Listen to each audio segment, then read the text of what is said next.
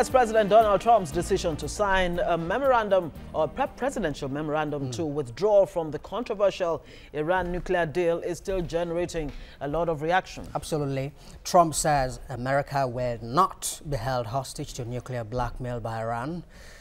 Of course, we will have the guest in the studio in just a short while. It's Kunle Olomofe. Yes. He's a global public affairs analyst. Of course, now people have been wondering exactly what the details of this Iran deal is all about. Yes. But the most significant aspect of it, since it went into effect in 2015 under the Obama administration, is that Iran will halt all uranium and nuclear programs that it has on the table in exchange for lifting of sanctions and, of course, a whole lot of support for the Iranian economy to pick up. As far as Donald Trump is concerned, everything was wrong with that particular Iran deal. Yeah, absolutely. And he's saying, look, there is a chance to renegotiate, these terms upon which the deal was made. Yeah. But let's now bring in the global affairs analyst, Kunle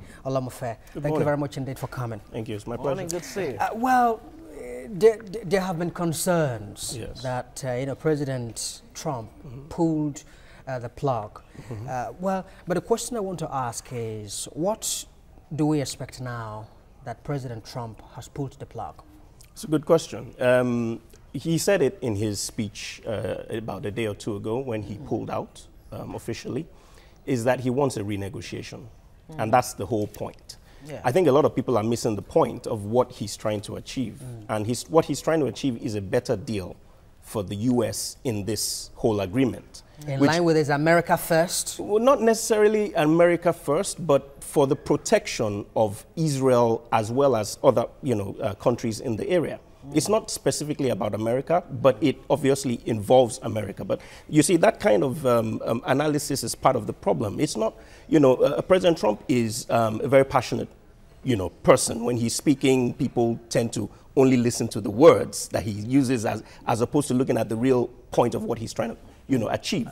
And I think that's a very dangerous thing to do. He gave a speech in which he said, if he was, the president of Iran, even he would not come back to the table to renegotiate, which tells you a lot.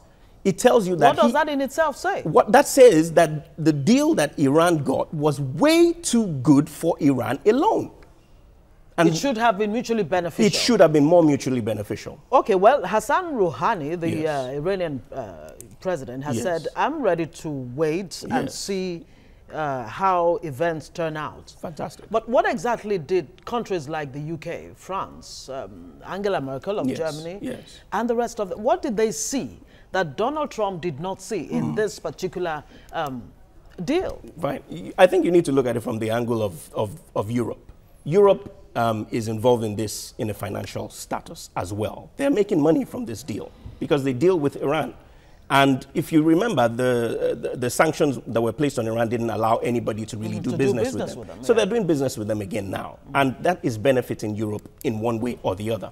So they're going to be looking at it from the economic standpoint as well. There's a mistake that Angela Merkel and the others are making. They call them the P5+1. +1. And here's what the mistake they're making.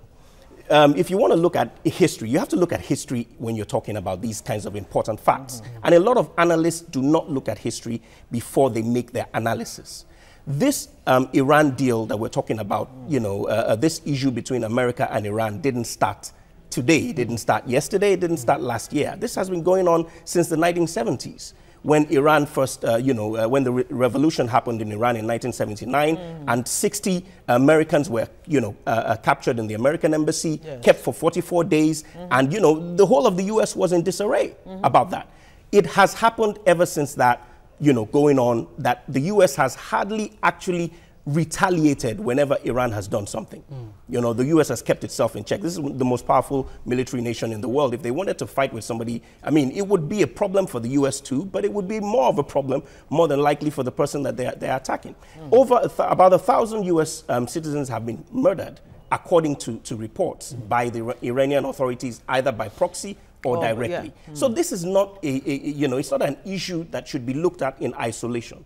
If the Europeans are actually serious about this finding peace, they need to look at it also from the point of view of the Americans. And the Americans feel threatened. I mean, you hear in the parliament, in the Iranian parliament from time to time, death to America, death to America. To Israel. Yeah, death to Israel. You know, people talk about it as rhetoric. Some analysts will say but then that's again, just this rhetoric. is not just about the US and Europe or even Iran. Exactly. The rest of the Middle East, the international community It affects everybody. is affected. Exactly. And some are already saying, look, Trump is taking the rest of the world to the very precipice.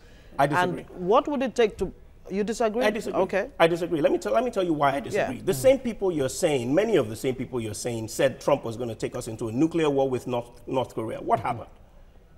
The same thing. Speaking of North Korea, don't you think this Trump's deviation from the Iran deal could be a wrong signal to North Korea? It may not. It may just shake whatever confidence they had about any kind of rapprochement actually coming, to reality. Absolutely. That America does not keep its side of the deal. No, actually, that's wrong. That's a wrong impression that a lot of analysts, and I say this, and I need to say this, a lot of analysts seem to come to this with very partisan views. They come from only one angle of the argument.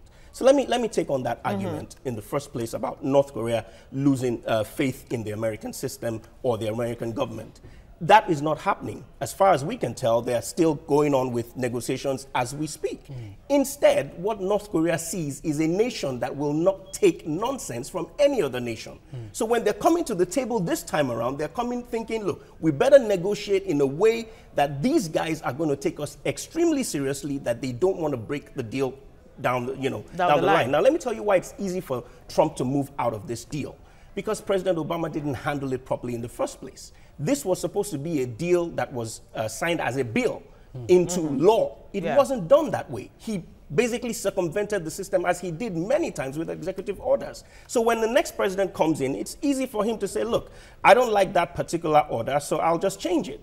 But if President Obama had gone through the proper procedure, that deal would probably still stand. And he couldn't do it because a lot of people were against it. Even the Democratic Party was against it. All right, Kule, is there a sense in which Trump's approach to dealing with some of these tough issues has been helpful? The North Korea, using North Korea as an example, Trump, instead of following the diplomatic approach that past administrations followed, yet no real progress was made. Beg your pardon, Trump took a different position, and we can see the results at the moment. The man has been tamed a little bit, and now he's willing to come to the table. I think the meetings will be... so you're saying the Machiavellian principle of the end justifies the means. So is there a sense that approach has been helpful? Yes. Well, look, this is the thing. I need to come to this. I try to be very fair and balanced in my analysis. You have to be if you want to be taken seriously as an analyst, right? And here's the deal. A lot of people believed that that approach was dangerous. If you're talking to a quote-unquote madman with nuclear weapons, you talk to him with, with some respect. But here's the deal. The more you talk to a quote-unquote madman with respect, the more he believes he has power over you. And that's what's been happening over the years. Trump is a different breed of politician. He's not even really a politician. He's a businessman and coming to the table as a politician now. And what he believes is what he does in business. In business, you don't give room to make yourself look weak in a discussion, because the second you look weak, the other party is going to take over. Advantage of it. So he came at it like, look, we're more powerful than you. Yes, you've got nuclear weapons, but we've got way more nuclear weapons than you have. If you do anything, quote-unquote, stupid, we will deal with you. The madman probably then sits down and thinks, let me rethink this strategy, because this guy is probably more crazy than I am.